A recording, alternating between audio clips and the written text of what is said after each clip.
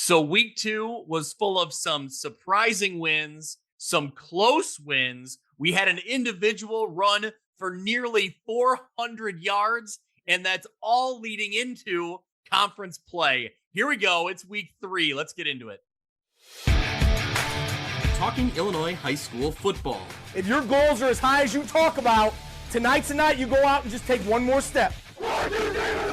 It's a view from the West. And it starts right now! Welcome back to View from the West podcast, the podcast covering Illinois high school football on the western side of the state of Illinois. I'm your host, Greg Armstrong, joined once again, as always, by Mitch Stormer. Mitch, I got to start by thanking you. You carried the way on Friday night. I was kind of out of the loop. I was getting texts, I was getting updates, and I was following along on Twitter like all of our listeners. So I appreciate your work, your dedication, sir. Yeah, another fun Friday night. Trying to be that eye in the sky, keep track of everything as best we can, certainly with the help of our friends at WRMJ, multiple broadcasts going on, QC Sportsnet, multiple broadcasts going on. So trying to flip back and forth and try and keep it up with the action. But yeah, certainly shout out to, as always, to our friends in the Twitter space, fans at games, sending in scores, sending in updates. So certainly helps when we can't find it one place. We got people out there who can send it to us. So shout out to all those folks. But yeah, great week, great action here in week 2. That's a great point. It reminds me, I feel like we should mention at the beginning of every show, coaches in the area, if you're listening to this, athletic directors, if you're listening to this, or, anyone involved with the program who has stats, who has numbers, you can send them to us every weekend. viewfromwestpod@gmail.com. Mitch and I will gather up all the stats, all the storylines, put it together for the podcast. We go out there and we try to find as best we can, the stats. And as the years go by, the more we get into this, we got a lot of coaches that send them automatically, which is excellent. But we're always looking for more. We're always looking for, schools that send us their stuff. So if you're hearing this and it's not part of your normal routine, that's totally fine. But we'd love to get you in every week and get your stats involved. So appreciate it. And definitely have noticed a couple more schools this year being active in that space on Friday nights. So that's super welcoming and super helpful for these games. So yeah, we just got to keep plugging away. We'll get them eventually. Absolutely. We're always basically just trying to support and promote as many programs in our area as possible. So the best we can promote you is to tell your stories and your stat lines every week. So of course, as Mitch mentioned, you can follow along on X. You can also follow us, subscribe and follow along on YouTube. And we're now on Instagram. Mitch, it was a week delayed, but I got the Lena Winslow highlights over Morrison up there. So excited to get those out there and let the people see them. And, as we shoot more video, as we shoot more game highlights throughout the year, we'll get those posted as well, as long as some, video clips from the podcast and, keep things entertaining. And Mitch, I got to give you a huge shout out. You're leading the way, spearheading the effort in our graphics department. We now have scoreboard graphics on Friday nights. We have standings boards on Mondays. It's awesome. It looks great. The Twitter, the X universe is responding positively. We love it. Yeah, I'm glad they are going over well. I think you're giving me too much credit because you created them and I just move things around, which I will say is kind of difficult. If you've seen them, if you know what we're talking about, we have these graphics, and the standings graphics have individual helmets. They're kind of small. It's impossible to get them all the same size. Then you got to move them and center them. It's a whole lot going on. So if you're listening, if you can just stay where you are in the standings, so I don't have to do a lot of work, that'd be great. It should be, once we have the template set, hopefully we could just plug and play and move names around and move teams around. Well, and what was difficult too, like these first 2 weeks, obviously we've only done it for one, but with teams playing out of conference, it just made for more lines, and so now that'll get reduced as we get into conference play and division play. But it's a fun little thing that we wanted to do this year. I'm glad that they look great. I'm glad that they go over well, and it's fun to.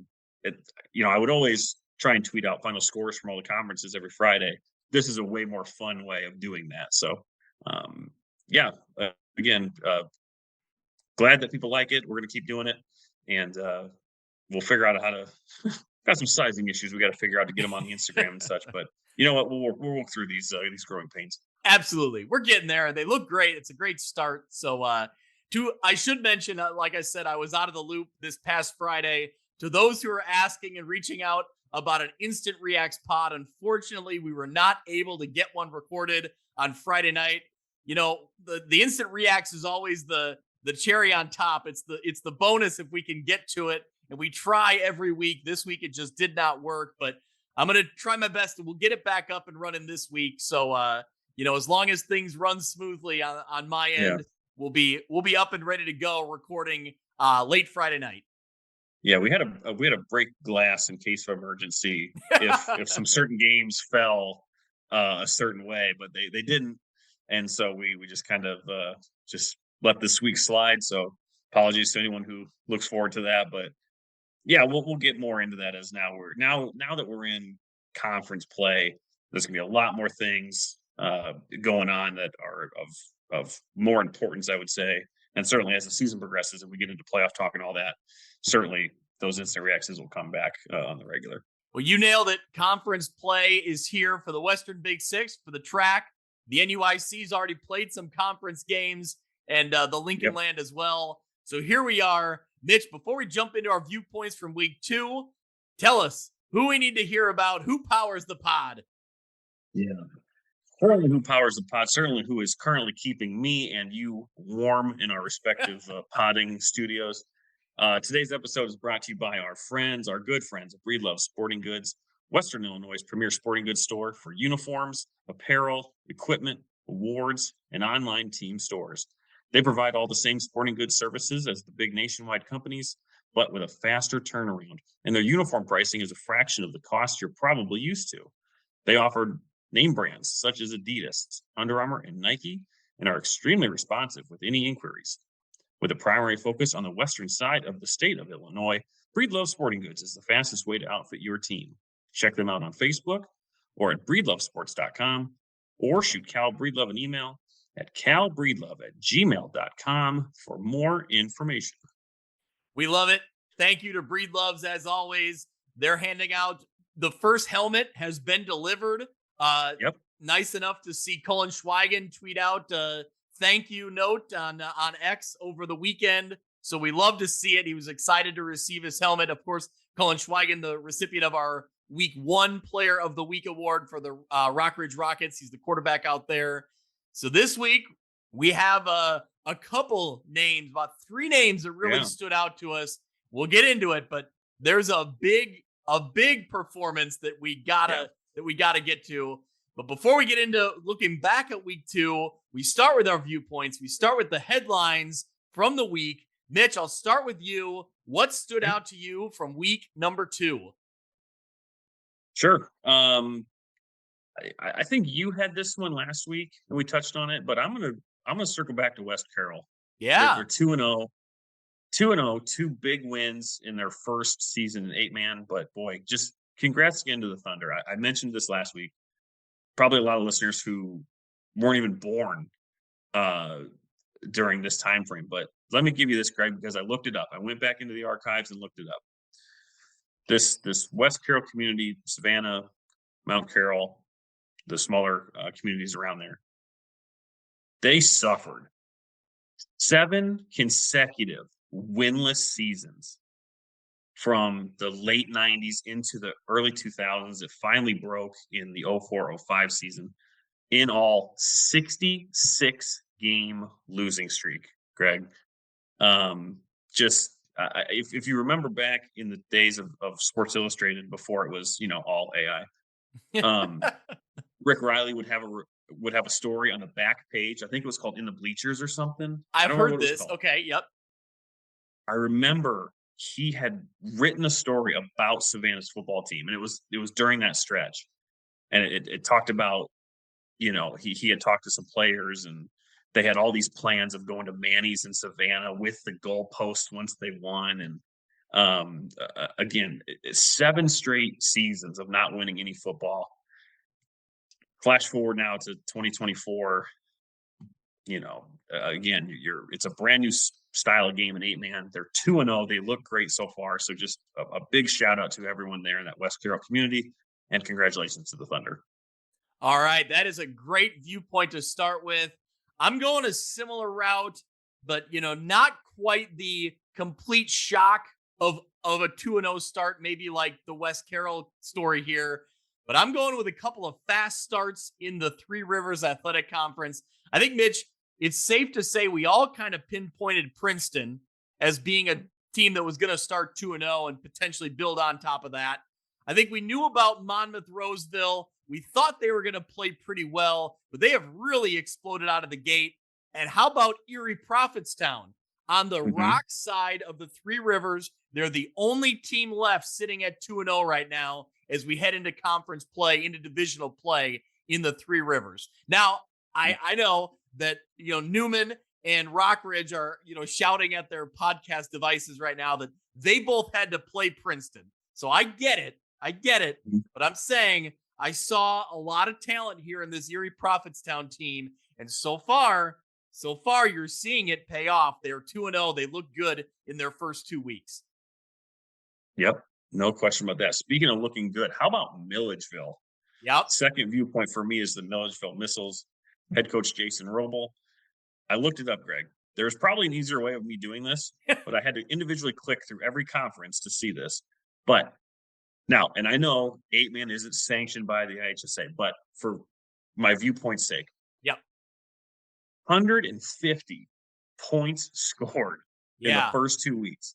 They lead every team in the IHSA in that category. Only a handful of teams are over 100. No one is sniffing 150. So obviously, again, different style game. I get it, but no one is denying that putting up 80 and 70 right in 2 straight weeks. This is a Milledgeville team that lost some pieces on offense that we weren't really sure what they might look like. But boy, are they firing on all cylinders. Man, Mitch, look at you busting out the big research here. That took me a while to click through every conference, click back. And then the IHSA website is always like, it jumps you to a random part of the page. It took a while.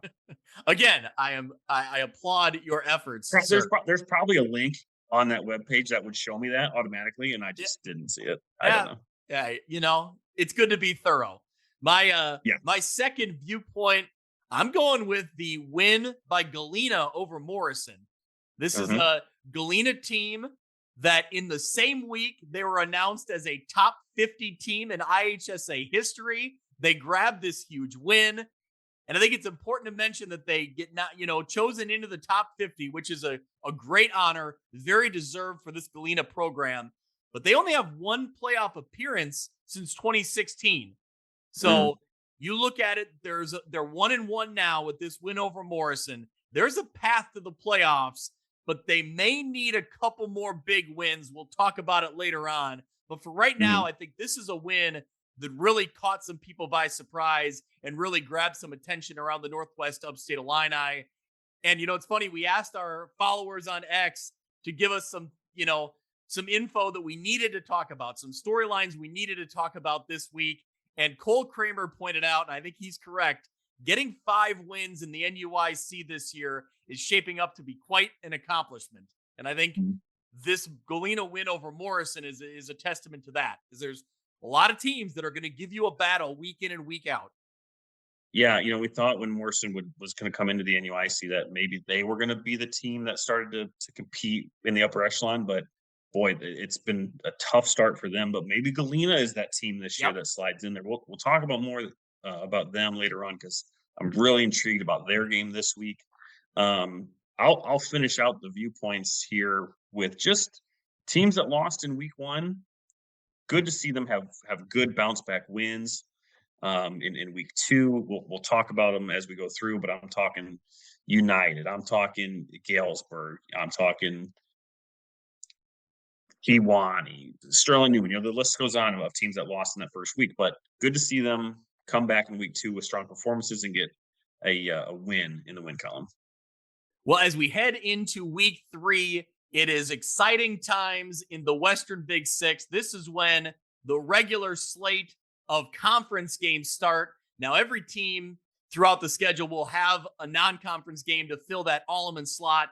But for all intents and purposes, this is conference play that's starting up. We'll recap week 2 and look through the non-conference slate that was in the Western Big Six. And then, man, I'm excited to start talking Western Big Six conference play. That's when the football gets real here on the western side of the state. I think, when every team, everyone we cover is talking conference games.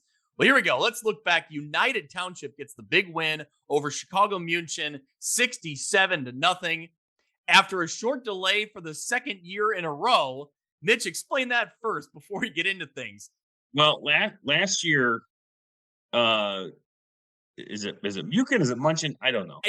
They showed up they showed up super late, and then I do kind of remember that. Yeah, they showed up super late, and United won by a similar score last year, and then this year, I don't know if that's why it was delayed again, but I think it was delayed 30-45 minutes for some reason. Oh, so I don't know. I don't know what the situation is. I don't know. The Soul Bowl is not that hard to get to. But yeah, it's at the end of the day, the Panthers really put it to them. When you mention the Soul Bowl, I think Nick Welch requires us to say it's a beautiful place, one of the best in the Big Six. I feel like he always wants to make sure that's. I don't think anyone's fighting that. I always want to make sure to get that plug in. We mentioned the Soul Bowl. So anyway, United Township gets the 67-0 win over Chicago München. Okay. All right. So the Panthers put up 40 points in the first quarter. They get their first win of the year. Christian Peterson finishes the game with 5 of 7 passing. So not much, but very effective, 72 yards. Isaiah Navarrete did the work on the ground, 94 yards on just 8 carries. So we appreciate our friends at QC Sportsnet for the stats and the game breakdown. But this one was over early, as we probably expected. UT gets the win here, 67-0. And like I had just mentioned, the viewpoint. Good for United. Tough game last week against LaSalle Peru. Come back. Probably knew how this game was going to go, really. But good for United to kind of get back to work on some things that they could clean up, and get ready for conference play. Yep. All right. Well, another team getting their first win of the season, Galesburg, gets the win on Saturday, 34-26 against Bartonville Limestone. And Mitch, I don't think we need to say much more than this. Senior running back Jamar Range rushed for a school record 392 yards and 3 touchdowns. What an effort from Jamar Range. Wow. I can't remember us talking about a rushing performance like this before.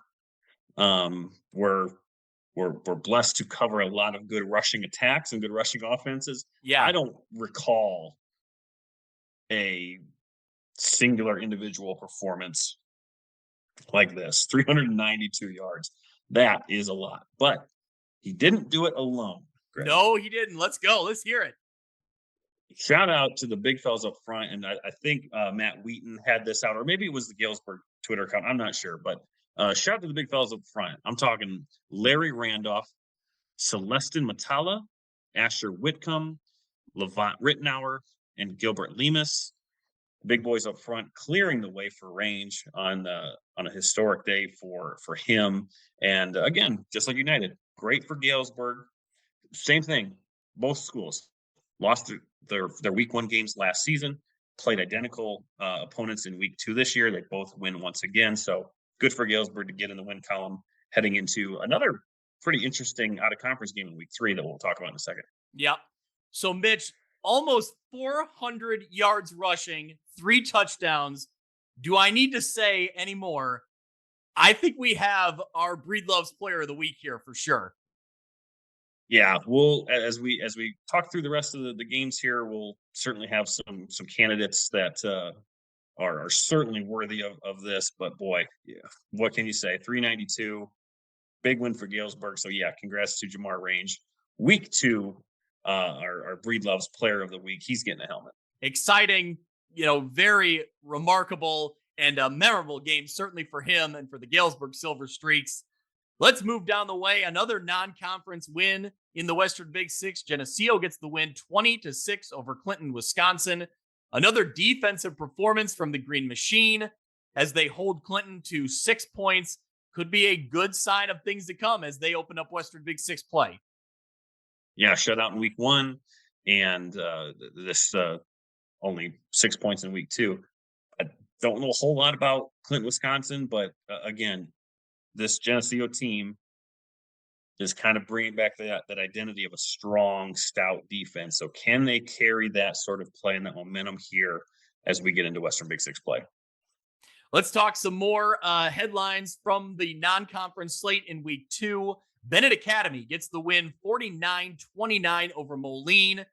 The Maroons played Bennett tough in the first half. It was tied 14-14. But man, the Red Wings running back, Martin Rogowski, was too much for the Maroons here. Rogowski had 2 short touchdowns in the first half, but then he gashed the Maroons defense in the second, scoring on plays of 58 and 93 yards in the third quarter. That built up a 41-21 lead, and it was over from there. Moline, they battle again with Bennett Academy. They just can't get over the hump against this team. This Red Wings team has their number. Yeah, if I remember correctly, they have yet to beat Bennett Academy in their storied history playing each other. But for Moline, Eli Warren ran for 97 yards, also caught 4 passes for 58 yards, and quarterback Elijah Taylor threw for 156 yards. So, boy, if you're Moline now, sitting there at 1-1, not the worst place to be. There's certainly some more teams that we cover not only in this conference but elsewhere that have work to do. But in all honesty, I know you want to win every game that you play when you take the field. But if you're looking at this schedule for Moline, similar to other teams in the Western Big Six who had some really tough non-conference games, if you're Moline and you leave this at 1-1, I think you feel okay about that, right? If you've drawn some positives even out of this loss, there's other teams sitting in a worse situation, which we'll talk about in a minute here. I think if you're 1-1 and against some really quality opponents, I think you're okay with that if you're Coach Morrissey and the Maroons. Yeah, it looks like their front half of their schedule is pretty loaded here with games upcoming against Geneseo and then Quincy. After that, it gets more manageable. So if Moline can survive these next 2 weeks, they're still going to be in a pretty good shape here come season's end. Yep. All right. Well, let's get into one of the teams you just mentioned. Quincy gets the win 42-13 over Alton. Tight game through the first quarter in this one before the Blue Devils flex their muscle on both sides of the ball.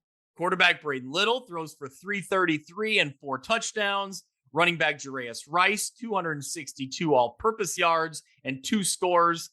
Tykel Hammers finishes the night with 6 catches, 119 yards. Rico Clay also added 100 yards receiving and 2 scores. That, I think, is interesting to me. We talked about Rico Clay getting involved in the offense, and you clearly see it right here. That's, obviously a lot of good signs for Quincy because they're playing really well, but that's got to be an extra layer for them just to feel good about heading into conference play.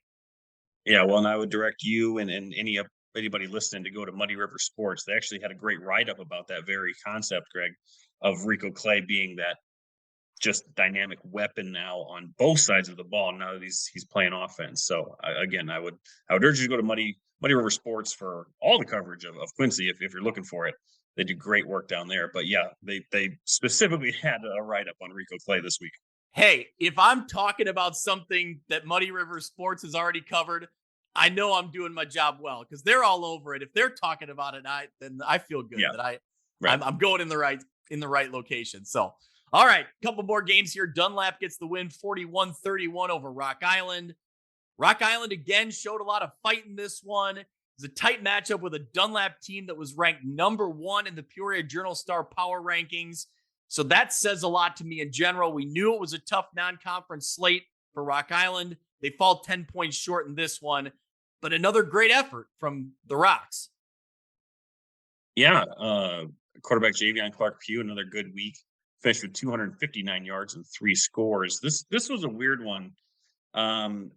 the way that I read how this finished up, it seems to me that coming out of the third quarter break, going into the fourth quarter, it was Dunlop's ball. They came out, 10 players go to their normal positions, but they had one kid, this receiver, Dawson Mermian, Yeah. just kind of hanging out towards the sideline a little bit. Rocks didn't pick up on him. The Eagles were able to kind of notify the quarterback of what was going on. Quick snap, tossed the ball, got him in stride for a 61-yard touchdown. And in the end, in a 10-point game, plays like that kind of swing some momentum. So, but like you mentioned, this is a really, really good Dunlop team. And so for Rock Island to show up once again, play this team tough, they had a tough game last week too. Continuing to see signs of improvement for this Rock Island team, and we'll see how it plays out for them in Western Big Six play. Yeah, I think there's signs here. They have some things to clean up. They have some things to do better if they want to get some wins, but I think there's some signs here, for the Rocks. I feel good about Rock Island. I really do. It's just, you knew it was a tough non-conference slate. So I've read about that player and you've told me about it here. So the only question is I guess it's legal if he out of the quarter, break came out on the field. It wasn't like he was standing on the sideline and then ran out. Oh, he was on the field. Yeah.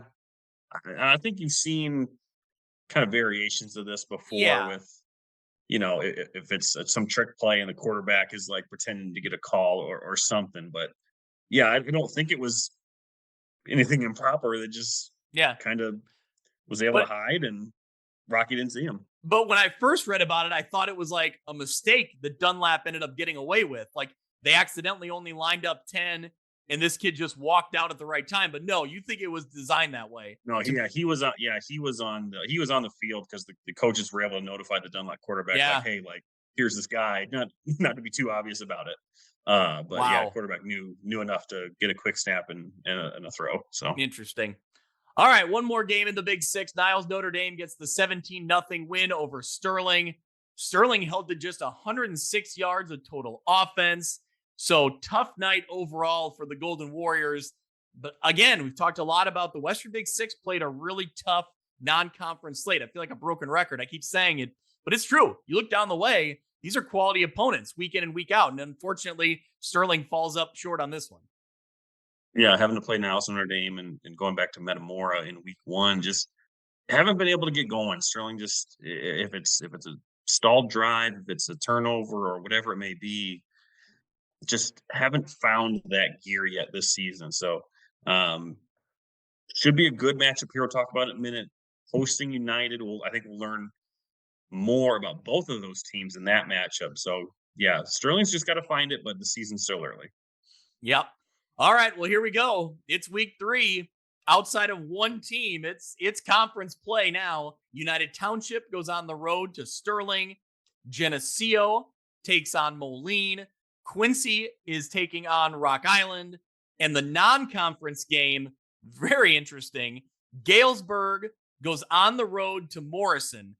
Mitch, we asked in the preseason, had Morrison ever played a Big Six team? I think the better question is, has a Western Big Six team ever played a Northwest Upstate Illini team? I think that's the really interesting question. I can't imagine it's ever happened, but that's for quick note. Yeah. Quick note. Galesburg hosts that game. Oh, Galesburg hosts that game. Okay. And yeah, if Morrison were still in the Three Rivers, the answer to that question would be yes, because Rocky did it with Newman last year. Yes. But to wonder if Western Big Six and the NUIC have ever crossed paths, boy, it's hard to say. Maybe a Rock Island Alleman team, just at some point. Class. Yep. But this is a fun crossover game. Two programs maybe at different, what do I want to say? They both seem to be trending in opposite directions. So that there's going to be the size gap of the classifications of both teams. But boy, Morrison's kind of reeling a little bit. Galesburg coming off of a big win. But hey, that's why you get on the field and see how the teams stack up against one another. But regardless, fun matchup. Yeah, a fun non-conference matchup. I love that these kind of games can happen in our area. I mean, I don't love that it's because of the Alleman, open date, but Yeah. The silver lining in that situation is that you do get some of these fun matchups. Hopefully down the way, we can see teams make these regular non-conference games, even when Alleman's back in the mix. So anyway, it's that's a fun matchup. Maybe we'll talk a little bit more about it in the Northwest Upstate Illini portion, but yeah, I think Galesburg has an opportunity here, looking on the Galesburg side of things to grab another victory against a Morrison team that's struggling a little bit. Obviously, Galesburg will have the numbers. They should have more depth, on their roster than a Morrison team just being size of the school. So you think that's an advantage in itself. Galesburg being at home is an advantage there. But, after what they did last week, like we said, with Jamar Range getting all that yardage racked up, obviously in front of a line that's really providing him, the strength up front, providing some holes for him.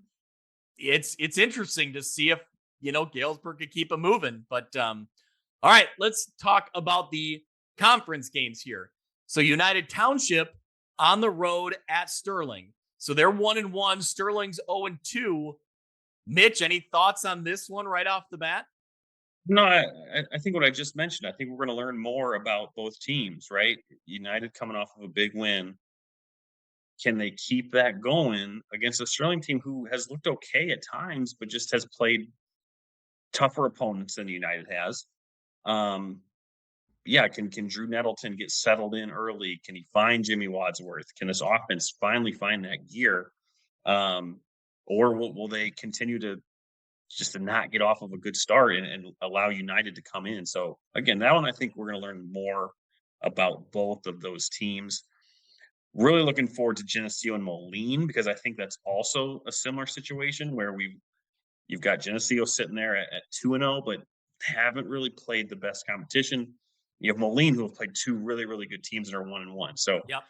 We're gonna see some separation this week in week 3, as conference play kind of kicks off a little bit. But yeah, there's intrigue everywhere on this board. How does Rock Island look against the defending champions in Quincy? So yeah, all 4 of these games will be fun.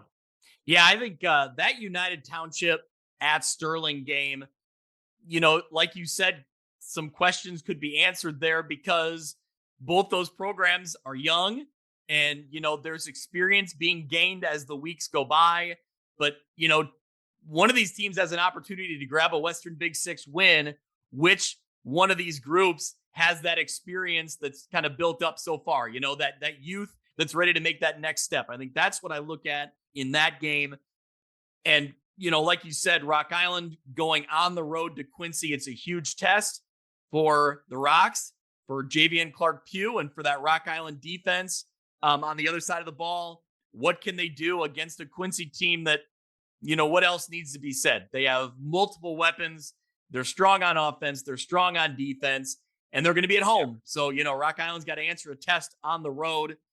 And then that Geneseo Moline game, that could be what decides maybe second place in the conference, or the team that wins that has the driver. If somebody wants to knock off Quincy down the road, somebody puts themselves in the driver's seat to be that team if they get this win. Yeah. If it was going to be anybody, it's going to be one of those 2 teams, I think. So, we'll again, that's why we strap up and get these teams on the field. So looking forward to seeing how this play out. This episode of View from the West podcast is brought to you by Simulation Sports. In addition to golf simulators and batting cages, Simulation Sports provides golf club repair, custom fittings for driver shafts, and even private lessons for golf, baseball, and softball. Whether you're looking for a fun group activity or want to fine-tune your skills and equipment, Simulation Sports has something for everyone. Visit their facility at 400 South Main Street in Monmouth, Illinois, or go to thesimulationsports.com to start playing today. Shouldn't financial advice focus on you? I can help you plan for your financial future, from protection to saving to retirement. I'm Nate Neighbor, your Modern Woodman representative. Call me at 309-233-2656 or find me on the Modern Woodman website. Get to know your local Modern Woodman representative to plan for your financial future and learn about valuable member benefits. Modern Woodman of America. Touching lives, securing futures. Securities offered through NWA Financial Services, Inc., a wholly owned subsidiary of Modern Woodman of America. View from the West podcast is also sponsored by the Cupcake Cartel. Gourmet cupcakes that are made to order. Over 40 flavors, including wedding cake, lemon blueberry, strawberry milkshake, snickerdoodle, and Oreo. Perfect for weddings, birthdays, showers, fundraisers, or any event.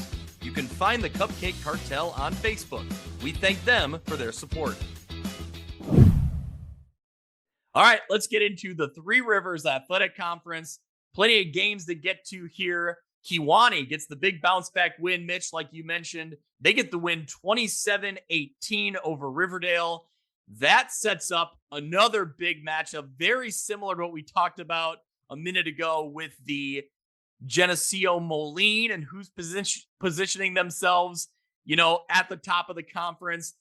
Kewanee's got an opportunity next week that we'll talk about in week 3 if they can keep things rolling along. Newman gets the win 42-0 over Mendota on Saturday. The Comets were on point in all 3 phases on this one, scoring on offense, defense, and on special teams. Cody McBride had 2 of those with a rushing touchdown and a 50-yard punt return. So great effort from him. But on the defensive side of the ball, it's a name we know very well being productive for Sterling, Newman. Yeah, Daniel Kelly, this is a kid that Coach Michael May calls the captain of this defense. 22-yard pick 6. That was the first score of the game for the Comets, so really got the ball rolling there. But Brady Williamson, Evan Bushman, Joe Oswald also scored on the afternoon, a Saturday afternoon game there at Sterling. So this is one of those games, as I mentioned at the top of the show, a bounce-back win. Good for Newman to get in the win column here and some momentum. Certainly, we've talked a lot about them in the past about having that consistency on offense. They seem to be finding that week after week. So this is another example of that. Yeah, scoring on all 3 phases, that's going to win you some football games. So great effort there from Newman. Speaking of great effort, Mitch, how about the Monmouth Roseville Titans? They are churning out some yards and putting up some points. 60-26 over Orion. This Titan ground attack laid the hammer down Friday night to the tune of 433 yards rushing.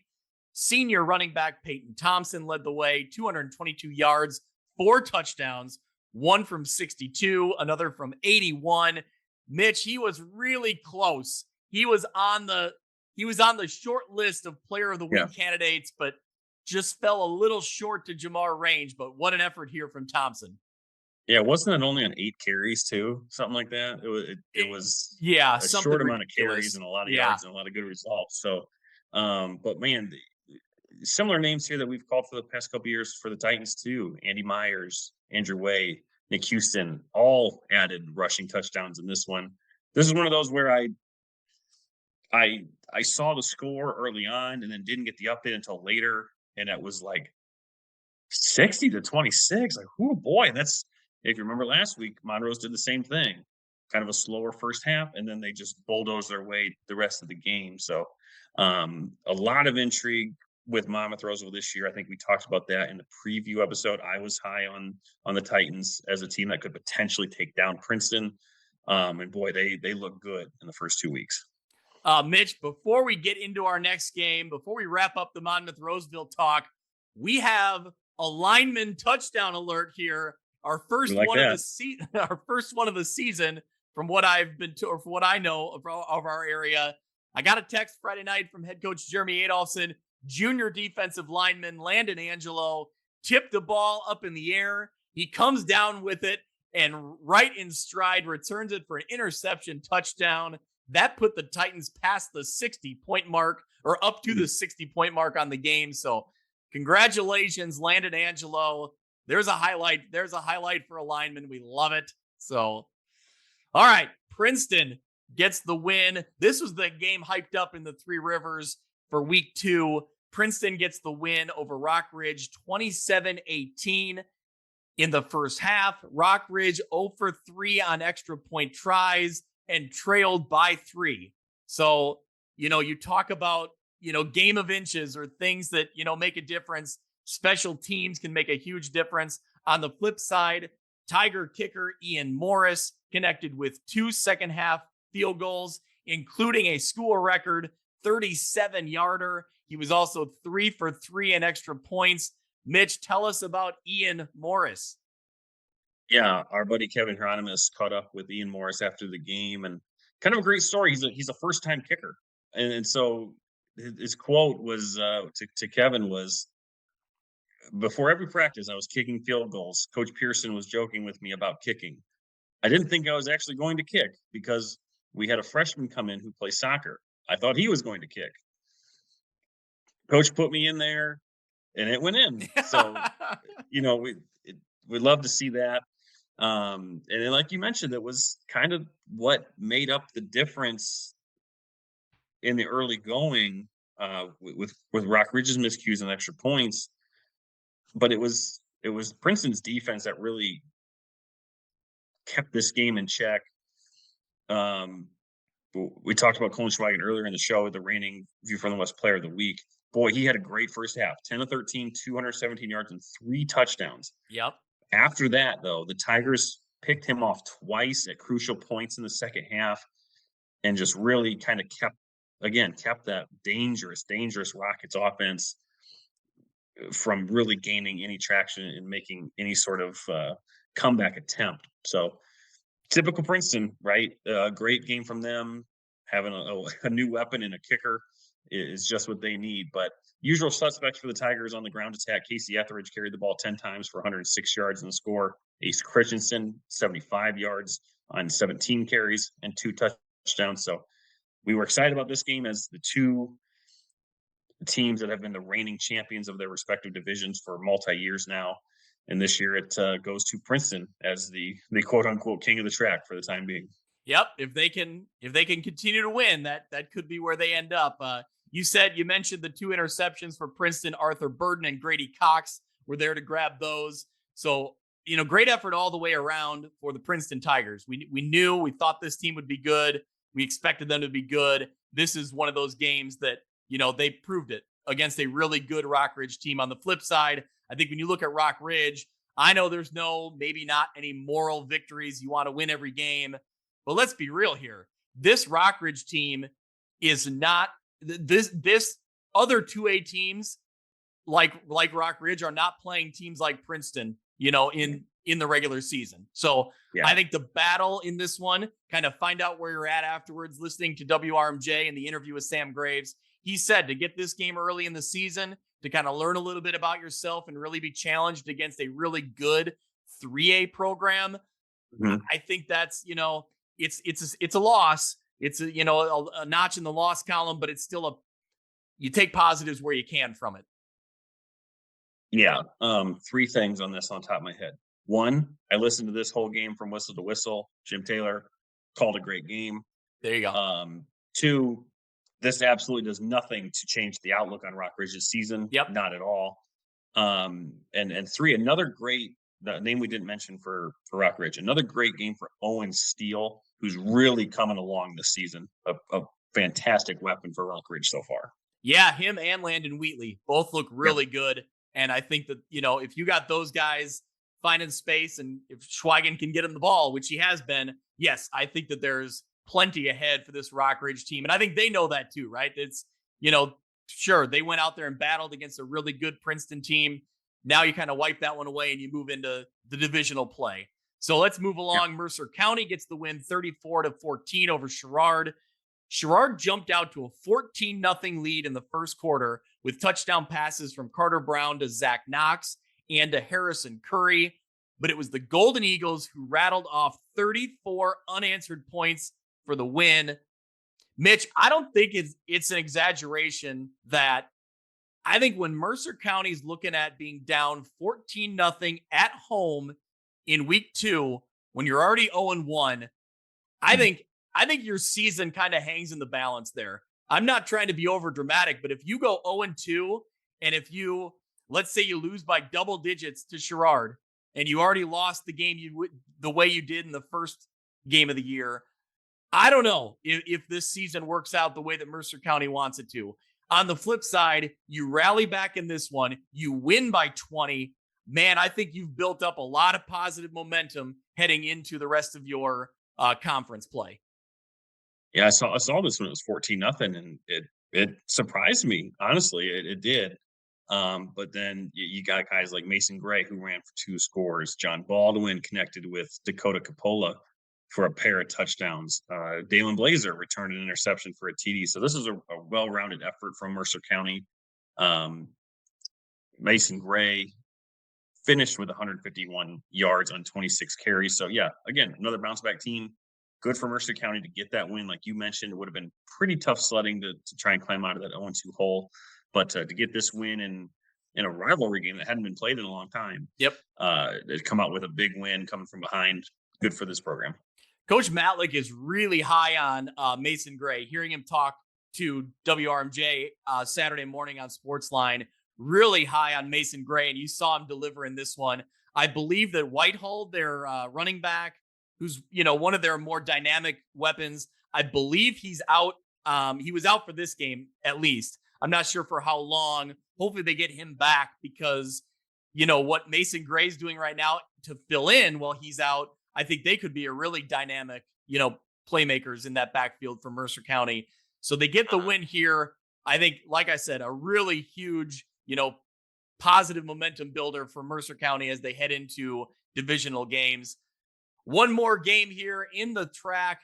Erie Prophetstown, as we mentioned at the top of the show, they get the big win, 41-7 over Hall. Keegan Winkler, another 2 touchdowns and a touchdown pass. Great start here to the season for this Panther program. They're looking good, and I'm happy to say that I was talking about them to start the year.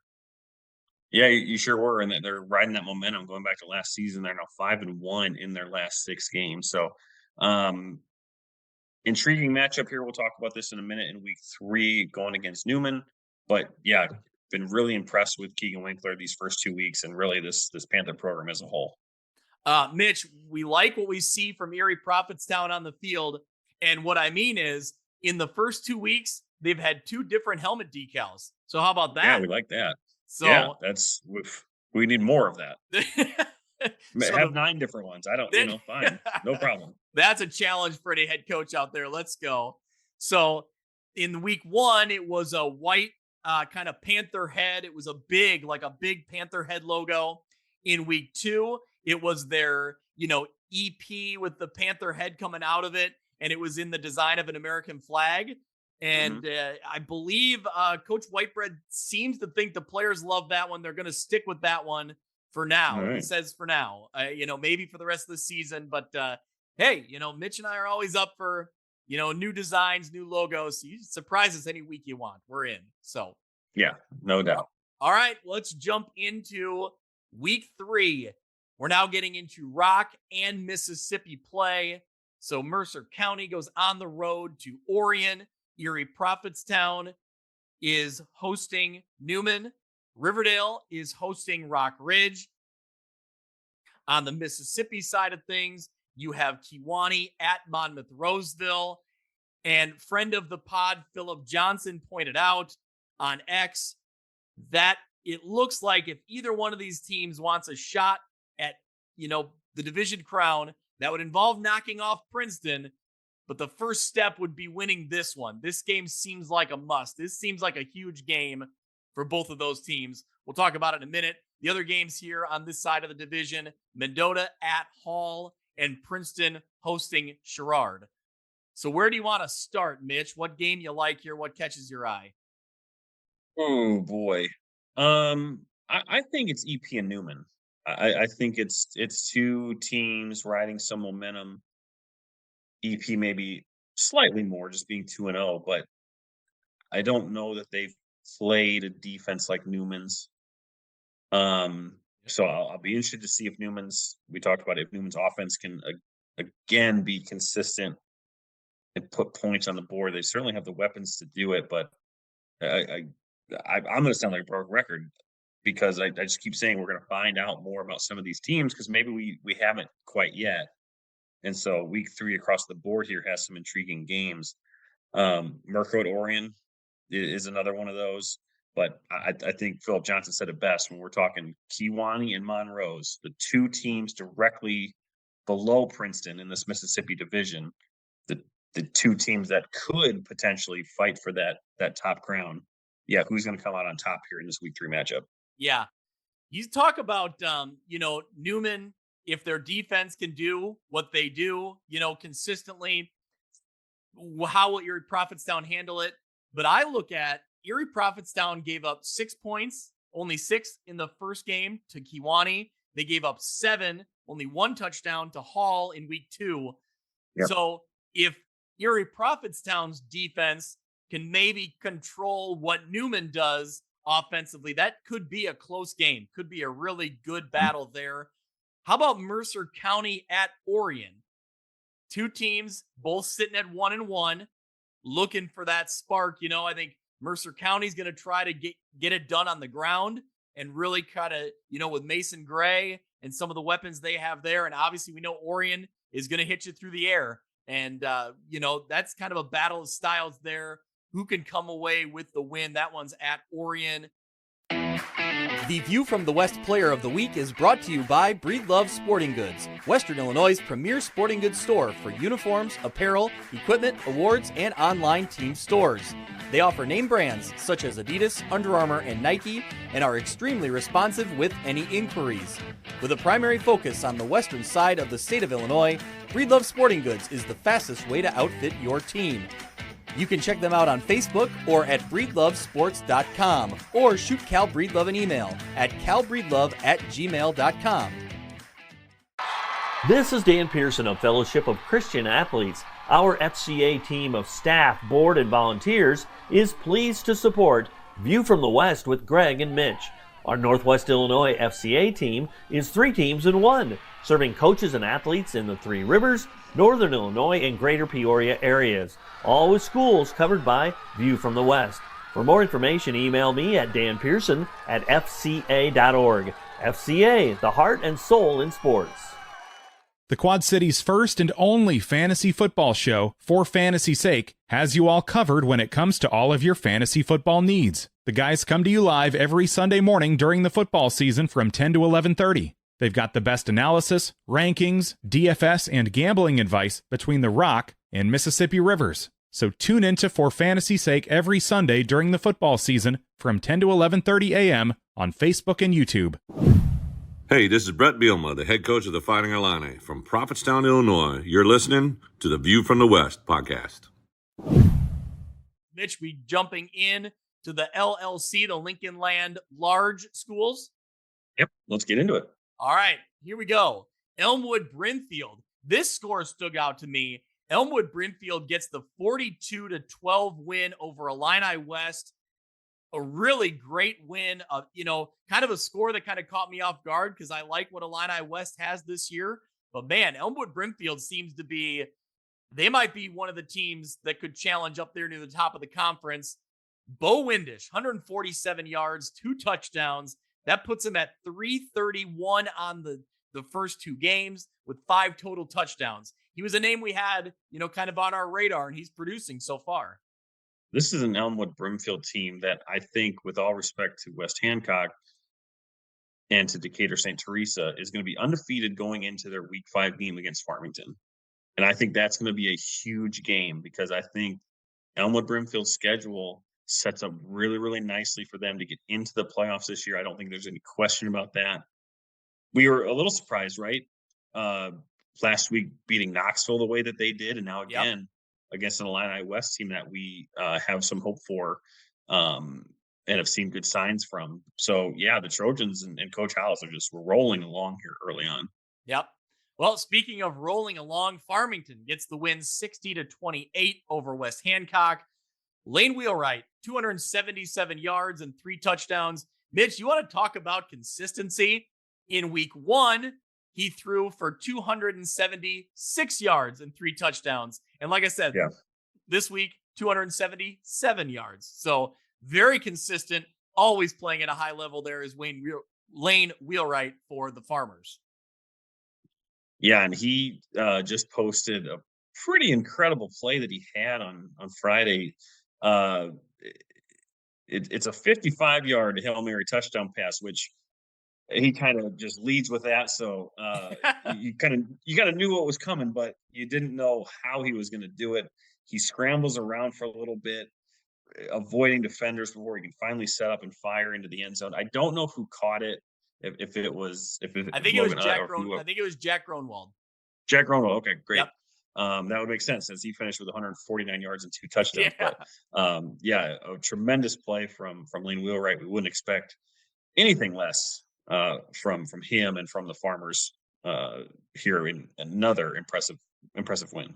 My favorite part of that play, I saw it on X as well. My favorite part of that play is that, like you said, he scrambles around forever and throws it up, sees a window there. Gronwald goes up and gets it. A remarkable play, right? On both sides, on the throw and the catch. His linemen in front of him go nuts. They all throw their hands up in the air. They're celebrating. Wheelwright doesn't even react. Just starts walking downfield. I knew my guy was going to get there, so I threw it up and he got it. Yep. Just throw up your playmakers. Yep, exactly. One more name to watch for the Farmers. Miles Addison added 113 yards and 3 touchdowns. So another name here to watch for in this Farmington mix. They're playing well right now. So, all right, another couple games here. Macomb gets the win 22-19 over Knoxville. So Macomb moves to 2-0 on the year. Braden Holthouse threw for 146 yards, 2 touchdowns. He also rushed for 70. So great start to the season for Macomb. Again, Macomb's another one of those teams that we kind of had our eye on, in the, near the top of the Lincoln Land, and they're certainly playing like it right now. Mm-hmm. Yeah, and again, I just talked about it with Elmwood Brimfield. Looking at Macomb's schedule, I think they have a shot to be undefeated going into their Week 6 game against Farmington. So Farmington's going to get the best shot of these teams, but hey, when you're the champ, that's what it takes. So Macomb's playing really, really well. For Knoxville, I didn't see them being in an 0-2 hole. I think they played better this week against Macomb, certainly a lot closer than it was in their Week 1 game against Elmwood Brimfield. But now they've got to go on the road to Princeville, who's always tough. So yeah, this Blue Bullet team, again, if it's just a slow start or what, but boy, they got to get going if they want to get back into the playoffs. Yeah, I think there's still plenty left ahead of them. They can get the job done, but like you said, they got to play some good football and they got to get some wins against some quality opponents down the way. We'll talk about that in a minute here. But it was Fulton who just knocked the spirit out of them. If you remember that, Knoxville was undefeated. Yep. Week 7, Fulton just blanks them, and Knoxville's lost 5 straight since then. Well, and they got to go on the road to Fulton in Week 8 this year on the return of that home and home. So, yeah, they got a couple tough games left down the stretch, but like I said, if they play well, there's some games they can grab down the way too. So there's some wins they can get. So, all right, Roval Williamsfield on the smaller side of the LLC, they go to Lewistown and get the win 34-14. So another great effort here, a good win for the Cougars. Mitch, we thought we kind of liked the start of their season, kind of the way their schedule started off, and so far so good for the Cougars. They're 2-0. Mm-hmm. Yeah, they are 2-0, 2 really nice wins here. A lot left in their season to be sure. But boy, I think I said at the beginning of this year, we were looking maybe a little forward to the Week 6 game that they go against Stark County. I think Roval's got a good shot to be unbeaten there too. So a great performance from Roval Williamsfield here through 2 games. Jack Cordell, 35 carries, 379 yards, 6 touchdowns, but also 4 catches for 106 yards and 2 scores. So 8 touchdowns through 2 weeks. That'll get the job done every time. Yeah. For this Cougars team, I think we were kind of looking for, after some players graduated, who'd be the names, who'd step up. And, so far Cordell's been one of those guys. So, good for him and good for the Cougars. Ridgeview Lexington gets the win over Bureau Valley. 35-0. Tough night overall for Bureau Valley. The combo of Grice and Powell did the damage for Ridgeview Lexington. Sounds like a law firm out there in Ridgeview Lexington. The combo of Grice and Powell. They'll call them. Yeah. So Grice, I don't have first names. I just saw some stats that had last names. Grice is 107 yards on the ground, and Powell, the quarterback, 163 yards passing, 4 touchdowns, plus 71 yards rushing and a touchdown. So overall, tough night in the non-conference for Bureau Valley, but they will look to erase that memory and jump back into LLC play here. So let's get into our big school LLC matchups for week 3. Illini West hosting Macomb, Elmwood Brimfield hosting West Hancock, Farmington hosting Decatur St. Teresa, Knoxville on the road at Princeville, and LVC Lewistown goes on the road to Bureau Valley. So Mitch, you kind of mentioned it. Interesting non-conference game here for Farmington taking on Decatur St. Teresa. Maybe not the same powerhouse they were a couple years ago when they were winning a state title, but a formidable, I think, opponent nonetheless. I don't know their record off the top of my head. I'll have to look that up. They're 1-1. They're 1-1. Okay. And then, the and rest of the way. They play back-to-back LLC teams. Oh, okay. Yeah, it's true. Yeah. So who have they beaten and who'd they lose to? That's the question. So they won in week 1 against Urbana, who's 0-2. But boy, they got the smoke this week. They lost 61-0 to Althoff Catholic.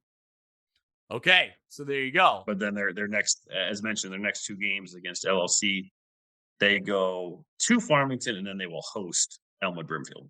Okay. Well, thank you, Mitch, for that quick update there. Elmwood Brimfield, as we talked about, we're excited to see them. They play West Hancock. West Hancock still looking for win number 1. They've played well. It's a similar story to we talked about last year. They played tough. What will it take to get over the hump? I think this is a tough challenge against a really good, what we've been seeing so far, a really good Elmwood Brimfield team. The game that stands out to me, 2 games that stand out to me, one in the large school division, Illini West and Macomb. I think Illini West looking to bounce back and Macomb looking to really solidify their spot near the top of that conference. That's an interesting matchup. And then the crossover game, Knoxville at Princeville. Obviously, 2 teams going in opposite directions right now. Can Knoxville bounce back? Can Princeville keep things rolling here? Yeah, that was the game that I looked at right away. Been impressed with Princeville. We'll talk about how they won in a minute, but they're 2-0 regardless. And again, Knoxville, boy, if you're sitting there at 0-3, things get even worse. So, that's the game I look to probably first. But yeah, let's see how Farmington looks against a St. Teresa team. Farmington will certainly have the upper hand in that one in terms of numbers. Obviously, that's the 3A, and I think Teresa usually falls right around the 2A, maybe drops into 1A. But fun crossover game there. Yep. All right. Well, we just referenced Princeville. Let's look back at their week 2 matchup. They got the win 28-27 over Havana. Mitch, you were kind of following along with this one. And man, heartbreak for Havana. Tell us the details. Yeah, first off, shout out to both of the schools that run their X feeds because they were doing a great job of updating this game. But yeah, heartbreak for Havana here. I was legitimately shocked when I saw this. Seeking their first win in 11 games. They're leading late, 27-26, late in the 4th. I don't know if they were punting or if it was a shotgun or if it was just a snap that got kicked backwards, but it was a botched snap, found its way into the end zone. Princeville recovered. I'm sorry. Havana would have recovered that, but Princeville got the tackle in the end zone for the safety. That gave them the lead. They would hold on to that to win. So, again, when I kept seeing these updates come in and I like, oh man, like Havana's hanging right in there. This is great. And then got that update and I had to read it 2 or 3 times and just broke my heart for Havana. So the Ducks keep fighting. Your wins are going to come, but Princeville gets the victory here. Yeah, I mean, heck of an effort, heck of a win for Princeville to move to 2-0. But yeah, you feel bad for this Havana team who's battling, and to come up short like that, that's a tough one. You hope you learn from it and you get better, moving down the way. Looking at the Princes, Jack Lead had 66 yards, Jake Williams, 172 yards, 2 touchdowns, plus 1 rushing touchdown. Hunter Johnson, 3 receptions, 132 yards, 2 touchdowns, the long of 59 yards. We appreciate the Princes giving us some stats and some info this year. We love it. We love being able to promote the Princes here as they have a 2-0 start. For Havana, some positives. Caden Olson, 216 yards, 2 touchdowns, 1 rushing touchdown, through to 4 different receivers here. Carter Brooks had 70 yards. Anthony Foster had 107 yards on 4 receptions and a touchdown, a long of 60 yards. Also, Landon Oatman and Jack Turner also caught some balls. So some positives there for Havana. See what they can do moving forward. But it's Princeville who's now sitting at 2-0. Maybe the best game on the small school side of things for the second year in a row here. Stark County gets the win, 14-13 over Anawan Weathersfield. Another close battle between these two rivals. For the second year in a row, it's the Rebels grabbing the 1-point victory. They led 7-0 at the break. No scoring in the third. Anawan Weathersfield's Devin Ori scored twice, once from 25 yards out. That gave them a 13-7 lead, but not to be denied. Stark County's Nolan Orwig scored with a minute left to grab the 14-13 lead. That would secure the win. Man, I wish I could have been out at this one like I was last year, because, man, another nail biter, another dramatic win for the Rebels over Anawan Weathersfield. Short-handed Anawan Weathersfield team, Greg, and I don't know the circumstances, and I'm not taking away from the Stark County win, because in the end, that's what it was, is that they won. Yep. But Anawan Weathersfield was without Brody Childs in this game, and everything player Zeb Ration did not play in this game. So again, not to take away from Stark County, they are the winners. They fought till the very end. Great play again from Nolan Orwig. But again, I would love to see these two teams play once again. Maybe we will see that again come playoff time, because I would love to see Anawan Weathersfield at full strength in this matchup. So yeah, obviously Rashid out at running back, Brody Childs usually in at quarterback for them. So yeah, it's a different look there for Anawan Weathersfield. They were probably trying to figure some things out against a really good Stark County team, against a good Stark County defense. Chris Barnwell and Cole Kinsella both had 8 tackles apiece in this one. Great effort from them on the defensive side of the ball. You got to play the game on the field, and this one, it's tough for Anawan Weathersfield, I'm sure, because, having to go in and, figure things out on the fly, not being full strength.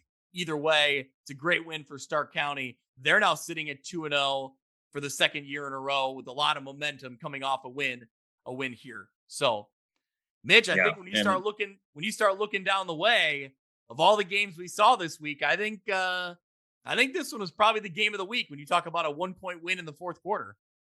Yeah, 1-point win with a game-winning touchdown with a minute left. Yeah, I think that is certainly worthy of the recipient of our Game of the Week. The View from the West Game of the Week is sponsored by Nate Neighbor of Modern Woodmen of America. From protection to savings to retirement, contact Nate Neighbor today to put together your financial game plan. He's always just a call away at 309-233-2656.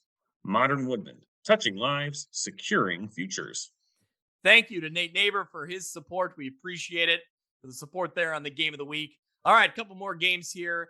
Rushville Industry gets the bounce back win, 18-6 over United, and A-Town gets the big win, shutout win over South Fulton, 28-0. Week 3 will feature A-Town hosting Stark County, South Fulton at Havana, Anawan Weathersfield taking on Rushville Industry, United at Roval Williamsfield, and Princeville hosting Knoxville, as we referenced earlier. So, Mitch, where's your head go here? What are you thinking? Outside of Princeville, Knoxville, Obviously, you'll have South Fulton and Havana. One of those teams will get their first win of the year. I think I know who I expect to win in 2 of these games, but I'll say I want to see if A-Town can continue their momentum. They played well against South Fulton. Can they catch Stark County napping after a big win? Will Stark County, be like Notre Dame, just let down after a big win? It's hard to say. But A-Town, again, are they for real? But I do expect Annawan Wethersfield and Rushville Industry should be a good game. Yep. How healthy is Annawan Wethersfield? Rushville Industry coming off of a nice win against United, so that I guess I would probably put that one maybe a second under Princeville Knoxville, but just unsure what Annawan Wethersfield is going to look like on Friday night. Yep. Just for the record, I was not going to bring up Notre Dame. I texted you once during the game on Saturday and got silence. So I thought, nah, I'm good. Did I not respond to that? Oh, I meant to. I certainly didn't say anything after the game. I just kind of let that slide. And we were texting about other stuff, but I was like, nah, I'm not going to.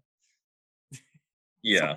So we don't need to talk about it. You brought it up on the pod, not me. So, yeah. But no, I will say, just switching gears to college football for 1 second, because I meant to do this last week.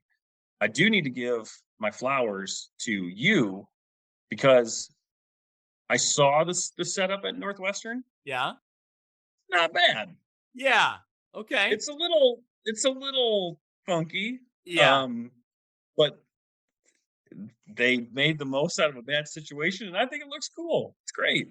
I will say, yeah, for those, who don't know the full story, that within less than 6 months to 8 months ago, the plan, there almost was no plan. Northwestern was going to try to find quote unquote home games at a bunch of random neutral sites, including like Wrigley Field twice, which they're still doing later in the fall near the end of the season. But this plan kind of came together as kind of a wild idea based on, you see it at golf tournaments, right? Where they set up temporary bleachers around golf holes, the 18th green mainly. But no, I've seen it on TV, obviously. I talked to a friend of mine who lives in Chicago who went to the game, not a Northwestern fan by any means, but was just curious about the setup, got tickets and went. He said it was great. He said, obviously, some of the scoreboard sight lines are a little tricky because they have just one scoreboard at like the 50-yard line, which is very bizarre. But ultimately, yes, the view of the lake, he said it was really cool. I'm guessing that the concourses probably are pretty makeshift, not great, but, Probably still better than Ryan Field. Yeah, you could be right. Underneath the bleachers where you can't, it's a fire hazard. That's not up to code. No chance. It had old-fashioned charm, Mitch. No. All right. No. We're moving along. It'll be great in a couple years when they have a, fully functioning great new facility. So, all right. I don't even remember where we were at, but yeah, I think there's an opportunity here for, like we've talked about, Roval Williamsfield to move to 3-0. I also look at this Rushville Industry Annawan Wethersfield game. Can Rushville Industry build on last week? And they're going to have to earn it against a good Annawan Wethersfield team who, depending on personnel, if they can, just get more comfortable with who they got out there, or if they do have some players return, I think that's still going to be a very strong team, to get past. So that's a game that stands out to me because we were high on Rushville Industry heading into the year. And clearly we've been excited about Annawan Wethersfield as well. And yeah, Princeville has a big opportunity here to knock off Knoxville, or can Knoxville grab their first win of the year, which we already kind of referenced. So there you go. There's your look at the LLC. Let's get into the Northwest Upstate Illini. Some big games here, some games that really stood out to us. How about a big win for Forreston, 38-0 over Dakota? Evan Botner rushed for 209 yards. Talk about offensive production. Mitch, read through the numbers for the Cardinals. It looks like a typical Forreston game of old. Offense ran for 390 yards. and tack on a little bit more to total out at 475 yards of total offense. But we talk a lot about that, but boy, that defense dominated. Allowed 62 yards. That's the second straight game for Dakota, only being in the 60-yard territory. Only 3 rushing yards in this one. So, yeah, the Forreston played really, really great on both sides of the ball in this one. Good bounce back for them. Yeah, crazy good effort on both sides of the ball. Lena Winslow gets the win 44-13 over Fulton. Alex Schlichting rushed for 287 yards and 4 touchdowns. So again, he's that lightning that they have there, and he put up a bunch of yards. He was also on that short list for potential player of the week. Yeah, certainly. This was a game that we looked forward to, 2 top 10 teams in 1A. But boy, it's remarkable how consistent Lena Winslow continues to be. We knew Fulton was good. They had that great win against Forreston last week, but you would never know it on games like this. So Lena Winslow continues to churn out these big wins in these big moments.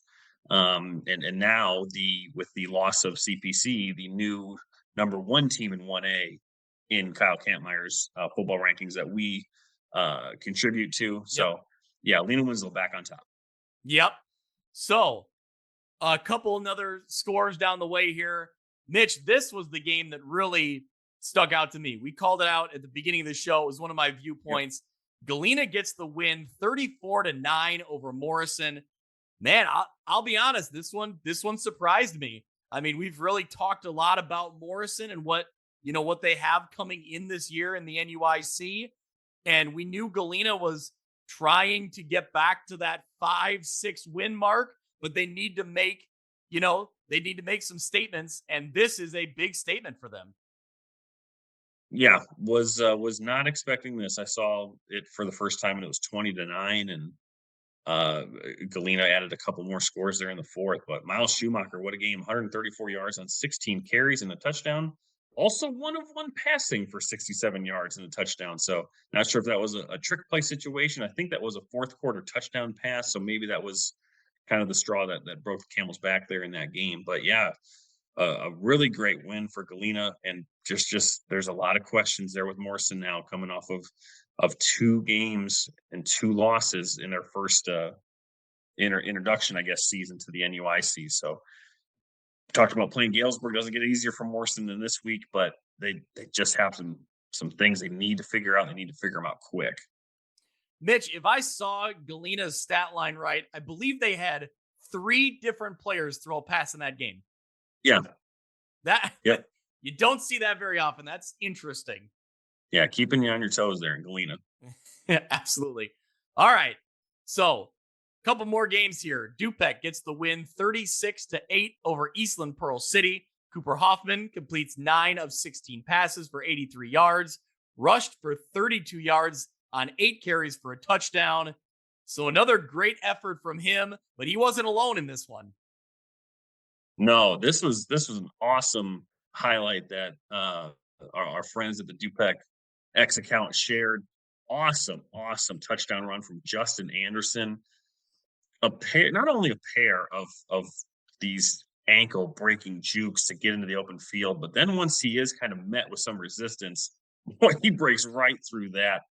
What a great run, great highlight, great video of this. So they started off slow. EPC led 8-0 for a while, but good to see kind of Dupek. They had a slow start last week too. Good to see that offense kind of start humming a little bit. I want to say it was raining. From that video of that touchdown run, it looked like it was a little sloppy. Certainly, Cooper Hoffman only throwing 16 times. It doesn't happen a lot, and certainly being under 100 yards never happens. So, good for Dupek to kind of weather that storm, I guess, and get a good win here and be 2-0. Yeah, I think it was 8-6 at halftime, I believe. So, Dupek certainly ends the game strong, and that's all that really matters. You get the win in the end. So, one more game here. Stockton gets the win 54-12 over Schulzburg, Wisconsin. Blackhawks rush for 373 yards as a team. Mark Detweiler goes for 100. Carter Blair goes for 111. So a nice win here for Stockton in the non-conference. They were on the road at Wisconsin, correct? Yes, and there were some great pictures that the Stockton X account posted. This field was in the middle of a park. There are slides and swings in the background of the sidelines. Like, it just looked like a tremendous place to play football. So, Stockton played really well in week 1. Didn't get the win, but played really, really well Yep. against Dupec.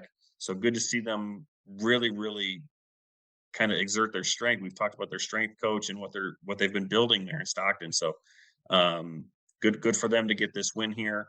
Doesn't get easier for them in week 3. No, we'll talk about that in a minute. I will say I also saw the photos you're referencing, and man, what stood out to me was Stockton's uniforms are a thing of beauty. Just always at the top. I think I've said it before. I love everything that they've got going on. I love that color scheme just in general. But yeah, it was a picture perfect day weather wise. Yep. For that game, and those jerseys were just shining bright in the sun. They popped out there. Sure do. All right, week 3 in the Northwest Upstate Illini. Dupec going on the road to Dakota. Forreston hosting Galena. Fulton at Eastland Pearl City. Lena Winslow hosting Stockton. And Morrison going on the road to the Western Big Six in Galesburg. We already kind of referenced that one, but let's talk about that one real quick. It's a Galesburg program that hasn't always had a ton of success the last few years. And heading into this season, we thought that, Morrison has been having a lot of success. But now you really start to wonder, like, where are these teams coming in? Because Galesburg grabbed the big win last week, and Morrison's been reeling. Yeah, and I do worry for Morrison's sake in this game, just coming off of what Galesburg just did, right? They've got those big fellas up front paving the way and a good running back. Well, that's what they saw against Lena Winslow. Yep. And that's they saw somewhat of the same, maybe a little bit more passing against Galena, but I don't see how Morrison stacks up with Galesburg in the trenches. Certainly things can happen. Not saying that they can't. Morrison has weapons if they're going to be playing healthy, but I think just the size is going to be a big difference maker for Morrison. But for the conference, it's not going to make any difference for where they stand. But we'll see how they stack up against Galesburg.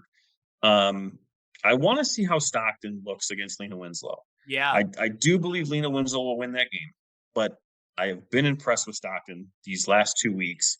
Certainly playing better than they have in a little while, at least that I can remember. So I want to just see how they do stack up against Lee Wynn.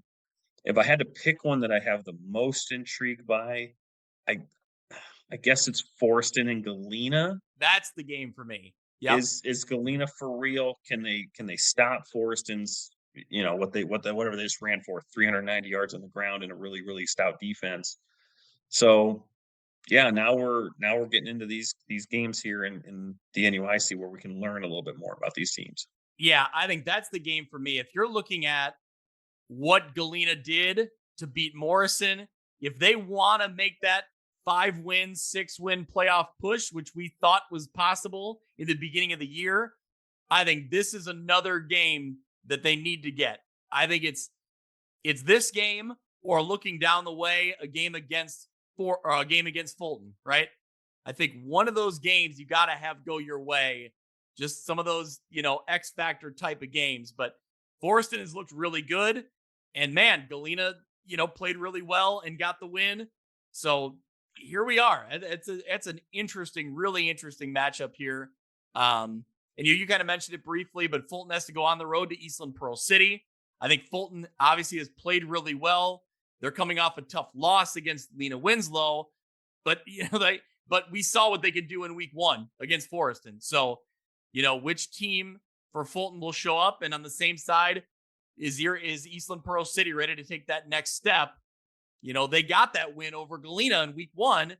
In a Galena team that we've been high on. So it all goes back and forth. I'm talking in circles here, but my point is, as we referenced at the beginning of the show, it's going to be proven to be a challenge to get 5 wins in the Northwest Upstate Illini. Yeah, all right. No question. All right, 8-man, and then we'll talk about some games from around the state that we want to highlight and talk about. when we're talking 8-man, we got to start with Milledgeville. The Missiles put up 70 points this week. They get the 70-20 win over Alden Hebron. Mitch, you referenced it earlier in the show. That's 150 points for Milledgeville on the season. You know, Connor Nye isn't there anymore, but man, Micah Tom Smith and a handful of guys are there doing the job and doing really well.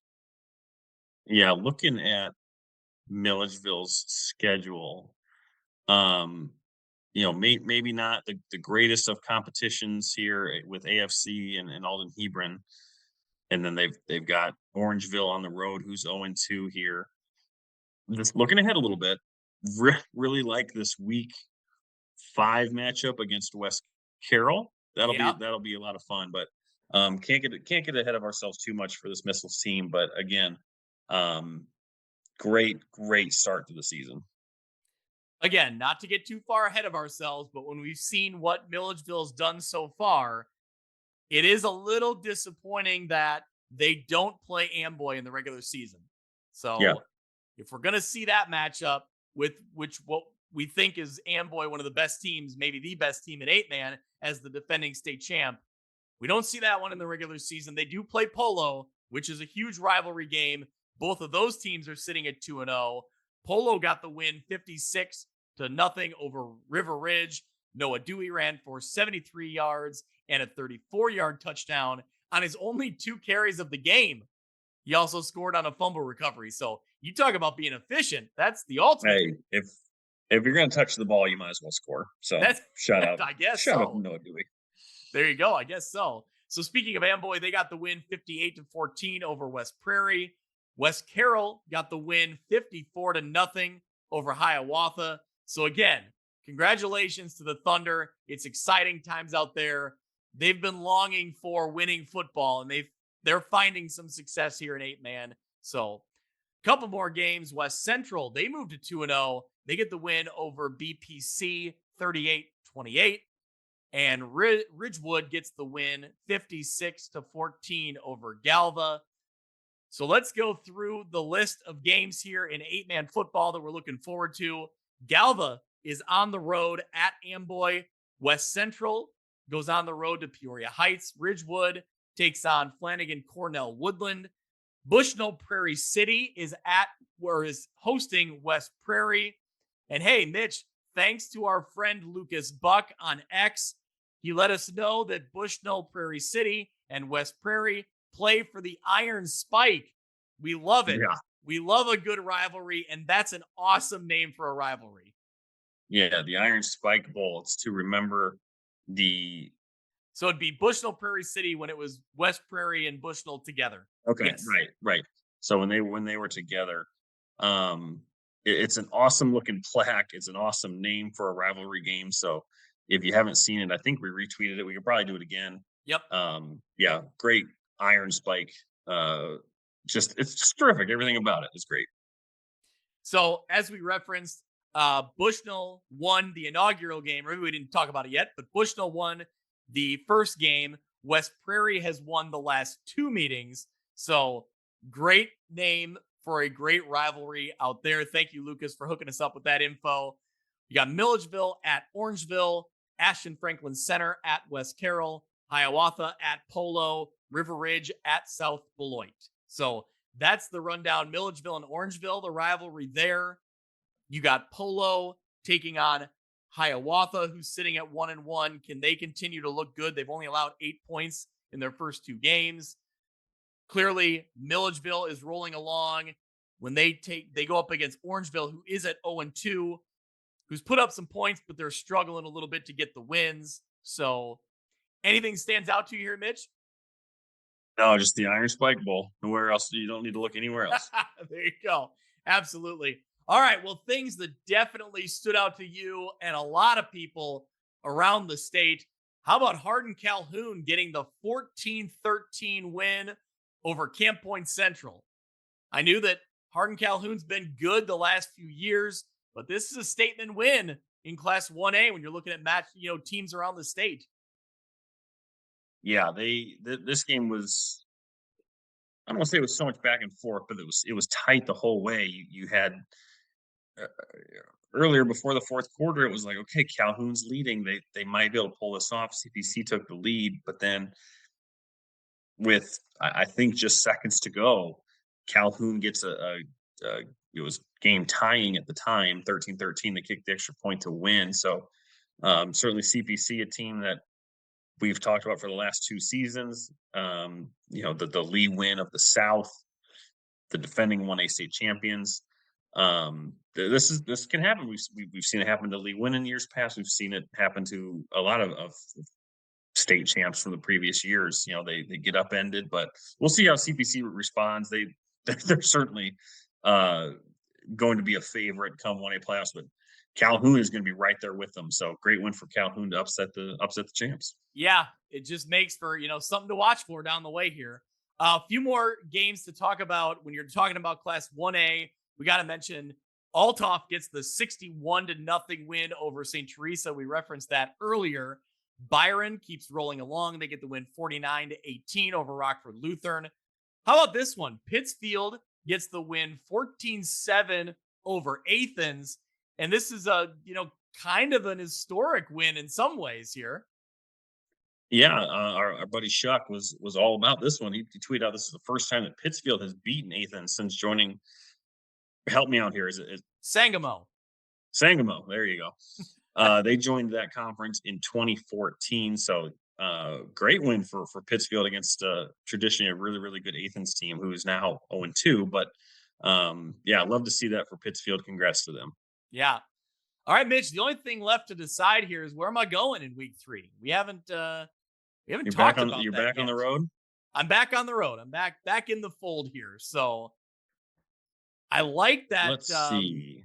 Monmouth, Roseville, Kewanee. That game stands out to me. Have not seen either one. I was gonna say Erie, Prophetstown, Riverdale swing. Okay, yeah, that's a good one too. Yeah, I'd like to get my eyes on Erie, Prophetstown.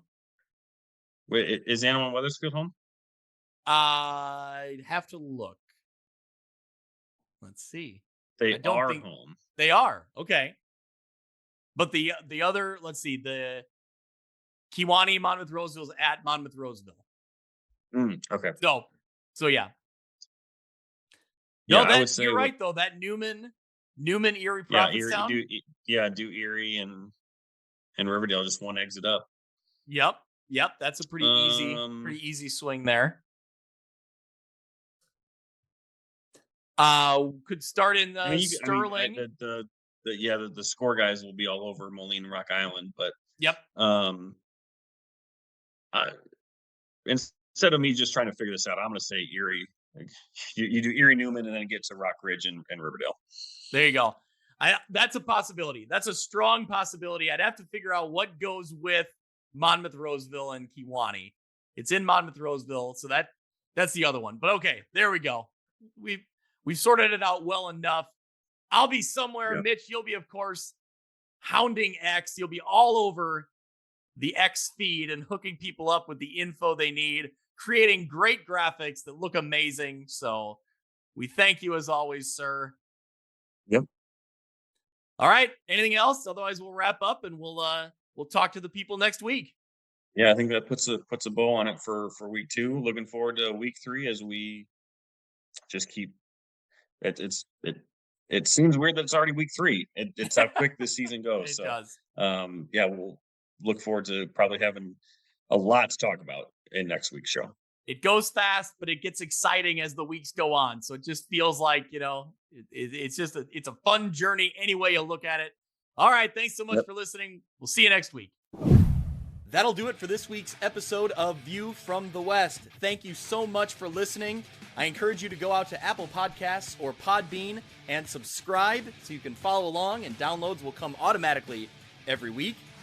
You can follow along on Twitter at ViewFromWestPod. You can also email me if you're interested in being a sponsor, viewfromwestpod@gmail.com. Thanks so much. We'll see you next week.